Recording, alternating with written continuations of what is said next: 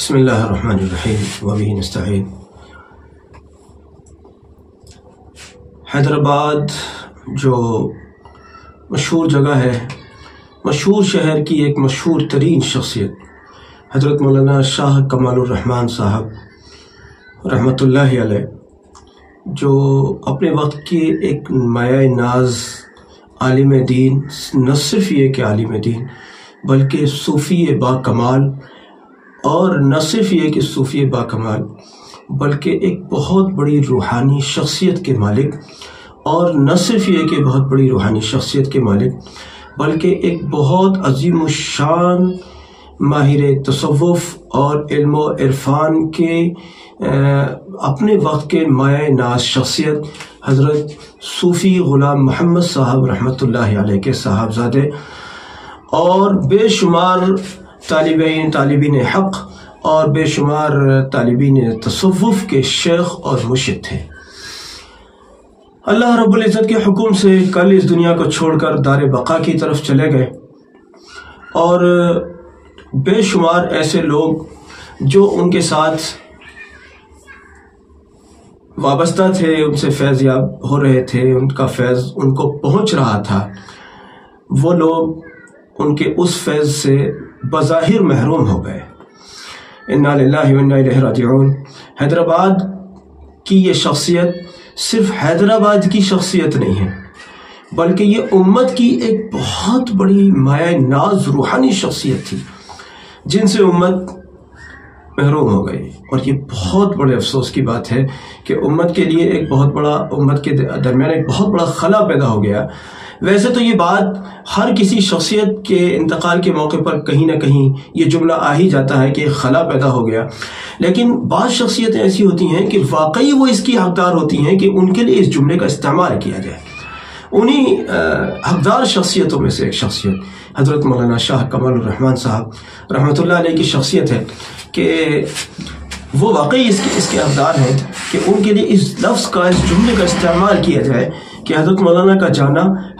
کا جانا نہیں ہے بلکہ یقیناً امت کے اندر ایک روحانی خلا پیدا ہو جانا ہے۔ اب سے کئی سال پہلے جب میں حضرت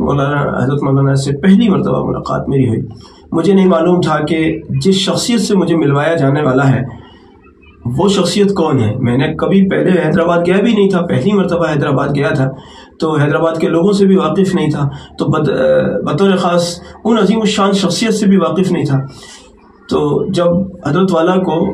دو لوگ سہارا لے کر اندر سے لے کر آئے، بہت نحیف سی شخصیت، بہت ضعیف سی شخصیت، اور باہر جہاں میں موجود تھا وہاں ایک کرسی تھی، اس کرسی پر لا کر ان کو بٹھا دیا گیا۔ یقین جانیے کہ باوجود کہ میں نہیں جانتا ہوں کہ یہ کون ہے، اور مجھے نہیں معلوم کہ یہی وہ شخصیت ہیں جن سے میں ملنے آیا ہوں یا جن سے مجھے ملانے کے لیے لایا گیا ہے۔ جب حضرت مولانا اس کرسی پہ بیٹھے جو کہ بالکل میرے سامنے تھی، اور میری ان کے چہرے پر نظر پڑی اور بالکل آمنا سامنا ہوا،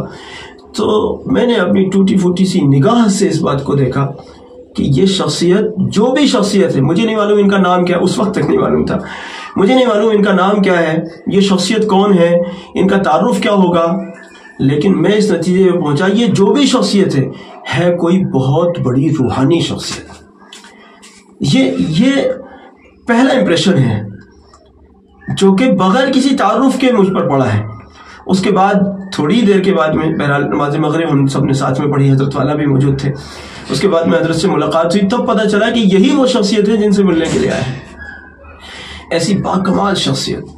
قرآن کریم کی تفسیر کے لیے جانے جاتے ہیں، دارالعلوم دیوبند کے فاضل، ندوۃ العلماء لکھنؤ کے فاضل،